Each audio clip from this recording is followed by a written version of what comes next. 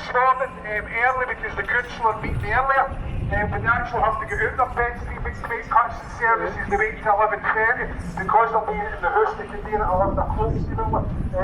So the meeting is actually on Zoom, so they're shouting at an empty building. To be honest with you, that's probably not much of a difference in terms of the result. I think the point we want to make is we've been here a number of years over, every year for the last decade. And we were just having a bit of a laugh there, we have the same speeches every year. But they get more and more significant and more serious every year we go on. And we need to keep making the arguments that there's plenty of money. They should just take it off the billionaires and the bankers, and they should fight to fund public services.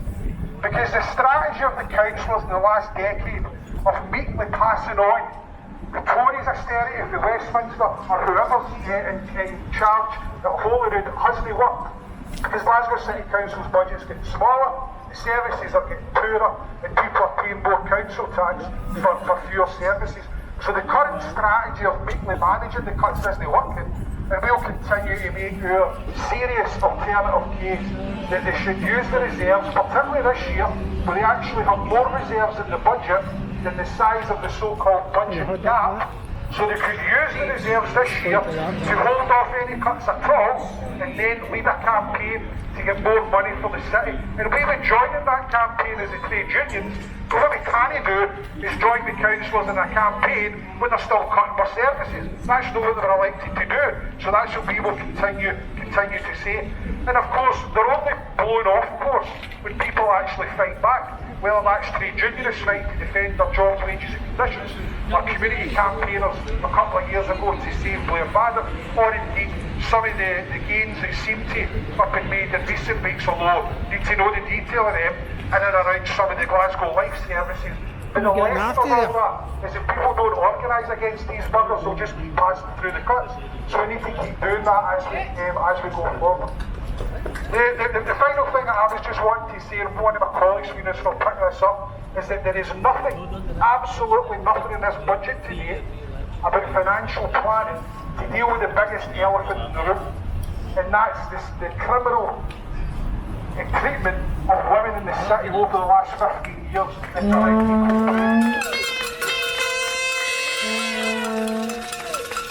I think they believe if they just don't mention the financial cost, it will just somehow go away.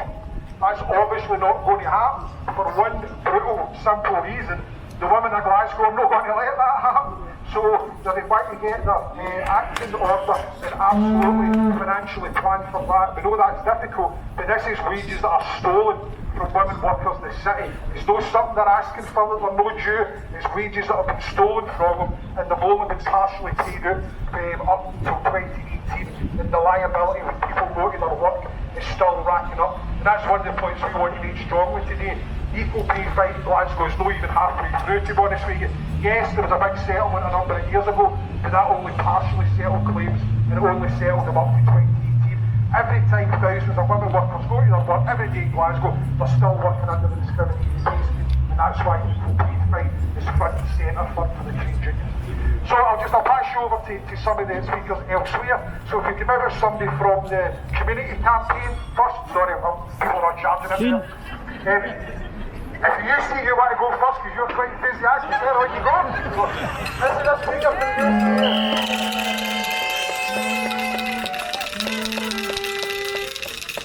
I was just told I'm next. Can you hear me? Yes? Okay, thank you so much. So we're here today in solidarity as we do, but we're also in solidarity because, as you just said, the money is there, we are live at, and I think a common thread throughout everything is it's about our pension cuts, about the wage cuts, the pay gaps we have.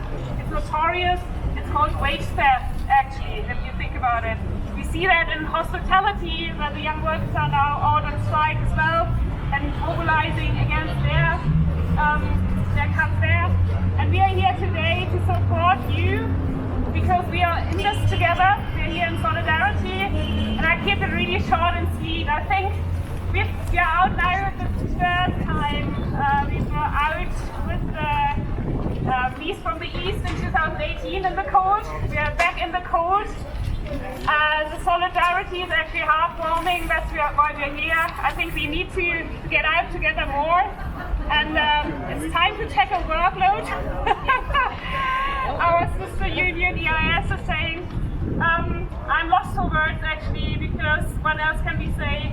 We are now at a point where we are in front of empty buildings. It's not that we want to go back to the same shit again. We want to fight for something better.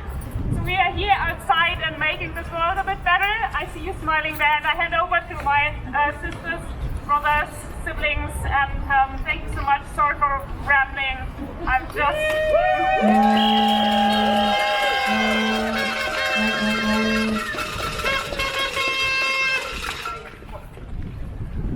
Thank you very much, and certainly we will pass on the good wishes for all the City Council trade unions to the UCU members across Glasgow and indeed Scotland, and we'll keep sharing and posting and putting your strike information out there as much as we can. Can we move on to some speakers from the community campaign groups, the Glasgow Lens Closures Group? Jimmy!